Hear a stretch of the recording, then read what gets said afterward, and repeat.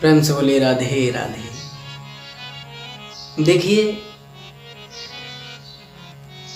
अब तक हम क्यों दुखी हैं, क्यों कष्ट में हैं, क्यों हमारी समस्याओं का हल नहीं होता, क्यों गोविंद हमारी प्रार्थना को स्वीकार नहीं करते, इस बात पे कभी गौर किया है? हाँ, नहीं किया। गौर करना चाहिए। देखो, हमारे जीवन में कष्ट है, क्या गोविंद की स्वीकृति है इसमें? क्या भगवान चाहते हैं कि आप हमेशा कष्ट में रहें? नहीं। देखो, जहां से समस्या उत्पन्न होती है वहां से समाधान की भी उत्पत्ति होती है। समस्या दिखती है लेकिन समाधान दिखता नहीं है। संसार में जिससे अधिक प्रेम करोगे वही सबसे अधिक कष्ट देगा आपको। व्यवहार कुशल रहो लेकिन इतने उसमें रम मत जाओ, आसक्त मत हो जाओ कि आपको दुखी होना पड़े। गृहस्थ का जीवन पालन करना है? गृहस्थ रूपी आश्रम में आप हैं, जीवन यापन कर रहे हैं, उसके नियमों का पालन करें, लेकिन किसी में इतनी आसक्ति न रखें कि आपको बाद में रोना पड़ जाए। जिससे जितना अधिक प्रेम होगा उतना ही अधिक कष्ट वो प्रदान करेगा आपको। इसलिए जितने भी हमारे जीवन में दुख हैं, हम उनको दूर करने के लिए श्री गोविंद से प्रार्थना करते हैं। और गोविंद हमारी प्रार्थना को स्वीकार क्यों नहीं करते? समस्या ये है।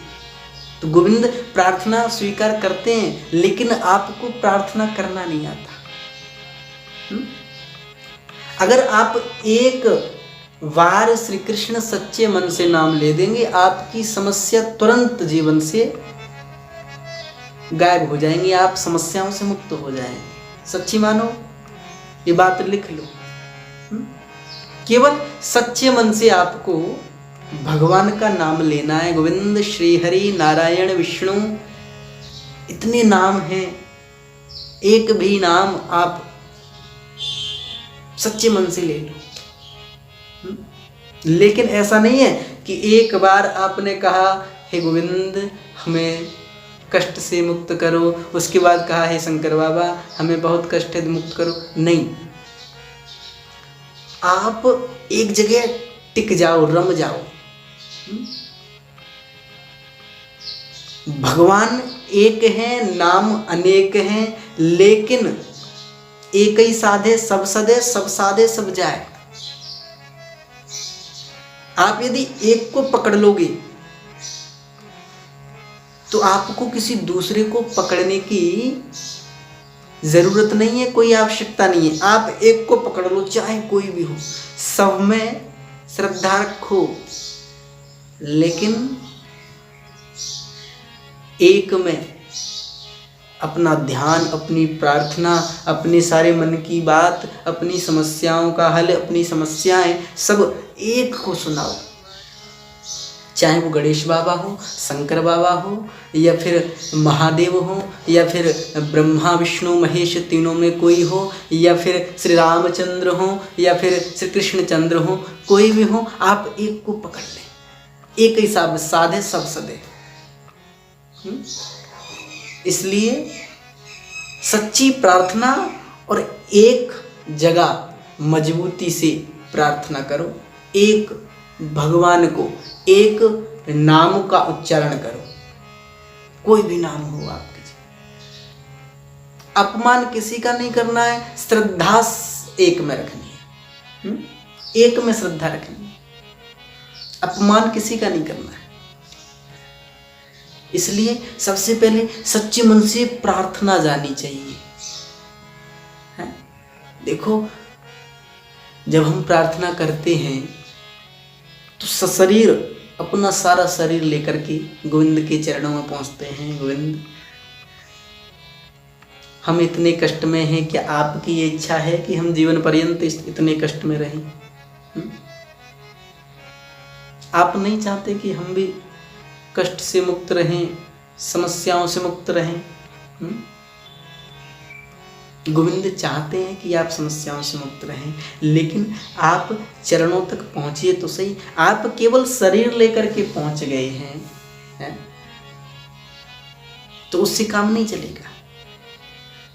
आप शरीर से, मांस की जिह्वा से आप भगवान से प्रार्थना कर रहे हैं, अपने जीवन की जितनी भी शिकायत हैं वो भगवान से कह रहे हैं, लेकिन आपका जो मन है, आपकी जो बुद्धि है, आपकी जो इंद्रियां हैं,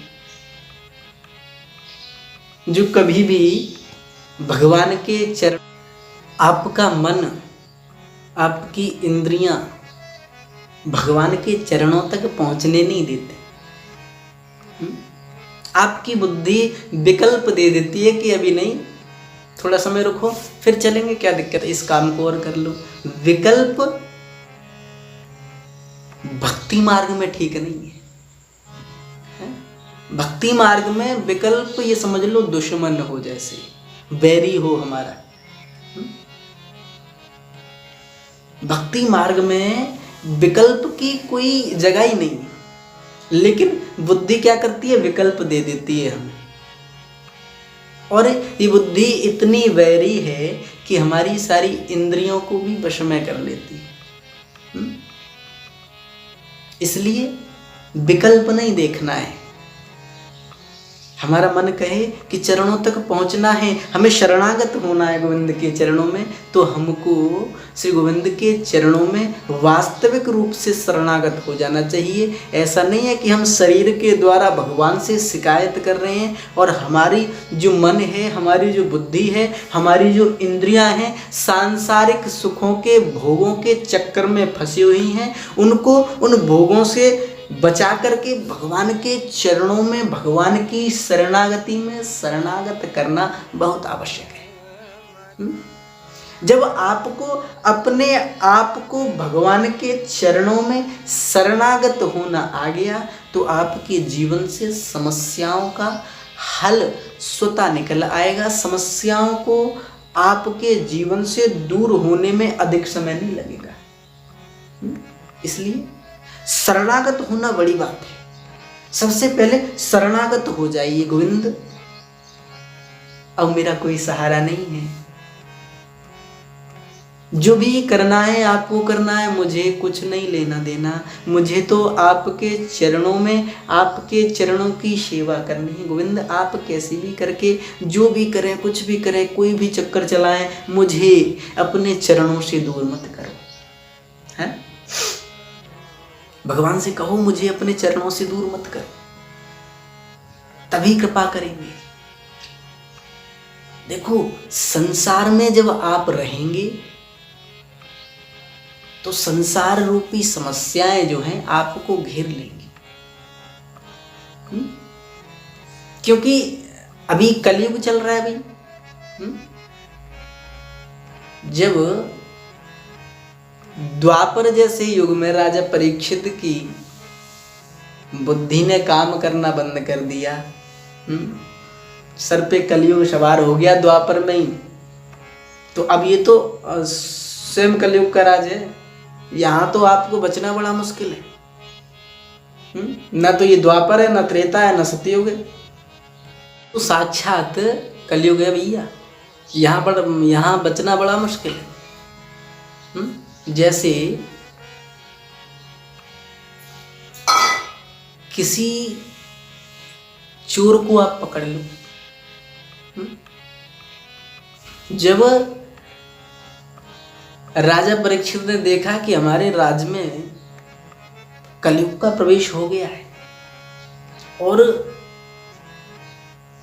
ये बड़े बड़े अत्याचार कर रहा है, तो राजा परीक्षित ने तलवार निकाल ली और मारने को जैसे ही उद्यत हुए परीक्षित, वैसे ही कलयुग राजा परीक्षित के चरणों में गिर गया।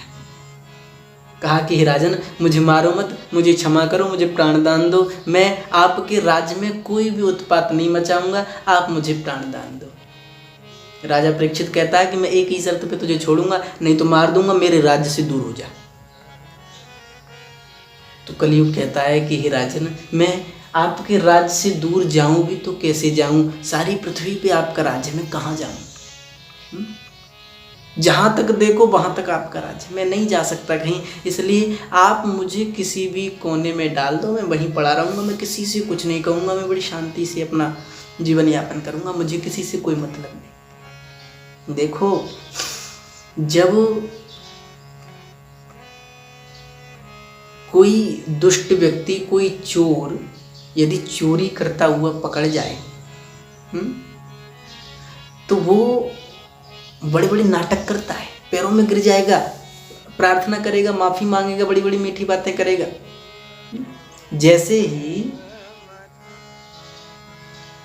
ही आप पुलिस को बुलाएं, हैं, किसी सरकारी कर्मचारी को बुलाएं, उसको सजा देने के लिए उसके हवाले करें, तो देखो आपके विपरीत बोलने लगेगा कि साहब जी, इसने मुझे पकड़ रखा है, बहुत देर से मार रहा है, बिना बात के वहाँ से पकड़ लाया और चोरी का इल्जाम लगा रहा है, वगैरह वगैरह बड़ी बातें बनाता है। और जब तक कोई कर्मचारी सरकारी नहीं आता है, तब तक उस मारने वाले से, जिसने उसे रंगे हाथों पकड़ा, उससे प्रार्थना करता है कि भैया मुझे छोड़ दो, मैं कभी कुछ नहीं करूँगा, मैं इस इलाके में नहीं आऊँगा, मैं इस काम को ही छोड़ दूँगा, मेहनत करके खा लूँगा, लेकिन चोरी कभी नहीं करूँगा। ऐसी ऐसी बातें करता है, फिर उसके विपरीत बोलता है। लेकिन यहाँ कलयुग जब पकड़ा गया है तो किसी व्यक्ति के द्वारा नहीं पकड़ा गया, स्वयं राजा ने पकड़ा है, तो कहाँ जाए, किसको बुलाए, है? इसलिए उसने बड़ी, जी दुष्ट लोग जो होते हैं बड़ी चतुर होते हैं, तुरंत अपना कोई ना कोई रंग दिखाने लग जाते, चरणों में गिर जाते। देखो, कोई सात्विक बुद्धि का व्यक्ति है और किसी दुष्ट व्यक्ति से स्पर्श भी यदि हो जाए तो उसकी बुद्धि विकृत हो जाती है, नेगेटिव जो नकारात्मक विचार हैं वो प्रवेश कर जाते हैं। जब राजा परीक्षित के चरणों में कलयुग गिरा, स्पर्श हुआ, तो राजन को दया आई, तो कहा कि कलयुग, मैं तुझे 3 स्थान देता हूं, उनमें रहना। अभ्यर्थितस्तदा तस्मै स्थानानि कलये ददौ। राजा परीक्षित कहते हैं कि अभ्यर्थितस्तदा तस्मै स्थानानि कलये ददौ द्यूतं पानम स्त्रिया सूनम। द्यूतं पानम स्त्रिया सूना यत्र धर्म चतुर्विधा। बोले कहाँ कहाँ? जहां भी जुआ खेला जा रहा है वहां आप रहें। कलयुग कहता है बड़ी कृपा है? जहां भी मदिरा पान होता है वहां आप रहें, बड़ी कृपा है। जहां भी वैश्यागमन होता है, पर स्त्री पर पुरुष के साथ दुर्व्यवहार करते हैं, व्यभिचार करते हैं, वहां आप रहें। जहां जुआ हो रहा हो आप उनके सर पे चढ़ जाओ, आपस में एक दूसरे के सर फोड़ो, वहां आप मौज करो, वहां आपको कोई कुछ कहने वाला नहीं। जहां भी जुआ होता है वहां कलह जरूर होता है। क्यों? क्योंकि सर पे कलयुग का वास रहता है और किसी की कोई सुनता ही नहीं। दूसरा, मदिरा में रहो आप। जो भी व्यक्ति मदिरा पिए उसकी खोपड़ी पे चढ़ जाओ, तांडव करो, कभी नाली में गिरो, कभी किसी के जूते खाओ, कभी किसी को गाली दो। तो ये कलयुग का प्रभाव है। द्यूतम पानम स्त्रिया सूनम। जहां भी वैश्यागमन हो, व्यभिचार हो, पर स्त्री पर पुरुष के साथ दुर्व्यवहार करे, व्यभिचार करे, उसके सर पे चढ़ के तांडव करो।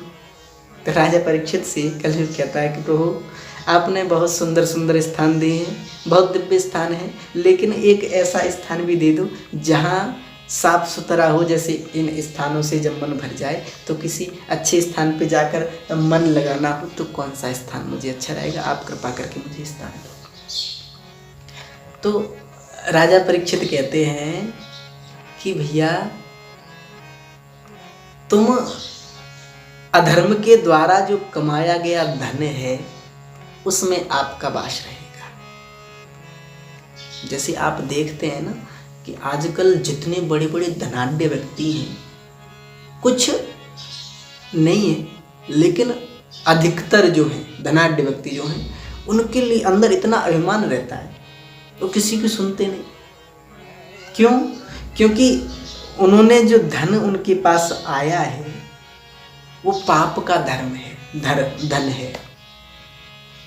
उनके कमाए हुए धन में कोई पुण्य नहीं है, किसी सद्मार्ग से वो धन नहीं आया है। कभी किसी का दुख, कभी किसी का खून बहा करके, कभी किसी को कष्ट पहुंचा करके, कभी किसी की बेईमानी करके उस धन को एकत्र किया है। तो भैया पाप के द्वारा जो धन कमाया गया है उसमें कलयुग का वास है, तो उस आदमी को सात्विक कैसे रहने देगा कलयुग? उसके अंदर अभिमान तो आएगा।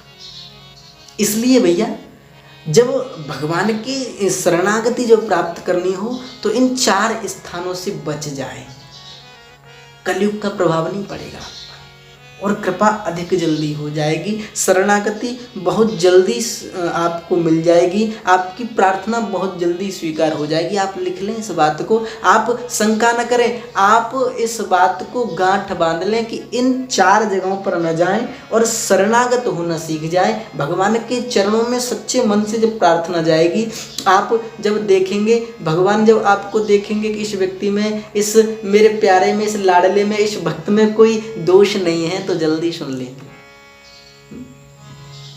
इसलिए शरणागत होना सीखिए। सबसे पहले शरणागति आवश्यक है। शरणागत नहीं होना जानते आप तो आप कभी भी उस समस्या से, उस कष्ट से, उस दुख से दूर नहीं हो सकते। आप उससे लिपटे रहेंगे, रोते रहेंगे और अपने भाग्य को, अपने कर्म को फोड़ते रहेंगे, लेकिन समस्या से दूर नहीं हो सकते, क्योंकि कलयुग का प्रभाव अधिक है। आज भी आप देखते होंगे जो लोग मदिरा पान नहीं करते, जुआ नहीं खेलते हैं, बड़े सच्चे ढंग से अपना काम करते हैं, कर्तव्यनिष्ठ हैं, उनके मन में दया है, उनके हृदय में दया है, दान देने की क्षमता है और पूजा पाठ करने की भी सामर्थ्य रखते हैं। क्यों? क्योंकि वो इन 4 स्थानों से दूर रहते हैं। सत्य तो बहुत कम बचा हुआ है, लेकिन वो लोग सत्य भी बोलते हैं, उस झूठ बोलने से बचते हैं, लेकिन व्यवहार ऐसा हो गया है कि झूठ कहीं ना कहीं बोलना पड़ जाता है। इसलिए जो लोग इन 4 स्थानों से दूर हैं और दूर बने रहेंगे तो इन 4 कर्मों को करेंगे। कौन से कर्म हैं? सत्यम, दानम, तपः, शौचम। इन 4 कर्मों को, पवित्रता का भी बड़ा ध्यान रहता है। और जो द्यूतम पानम स्त्रियासूनम, इन 4 कर्मों में है, वो इन 4 कर्मों को भूल जाएंगे हैं?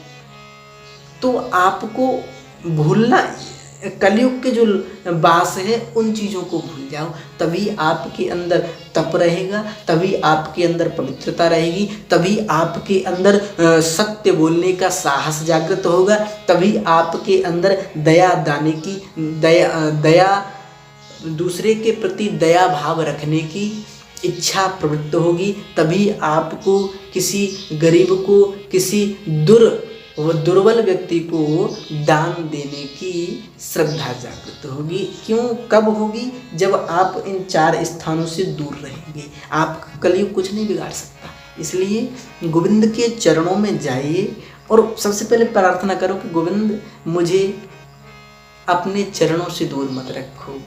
जब भी आपको समय मिले श्री कृष्ण गोविंद हरे मुरारे हे नाथ नारायण वासुदेव क्या जाता है। जहाँ भी रहो गोविंद का चर्चा, गोविंद का चिंतन करते रहो, मनन करते रहो, इसी में सार है। सबसे पहले यदि आप शरणागत होना सीख गए तो आपके जीवन में कोई कष्ट नहीं है, आनंद से आप उन्मत्त हो जाएंगे, आनंदित हो जाएंगे। आपके जीवन में कभी भी किसी भी कष्ट की, किसी भी समस्या की कोई जगह बचेगी नहीं, केवल आनंद ही आनंद रहेगा। मान लो शरणागत होना बहुत जरूरी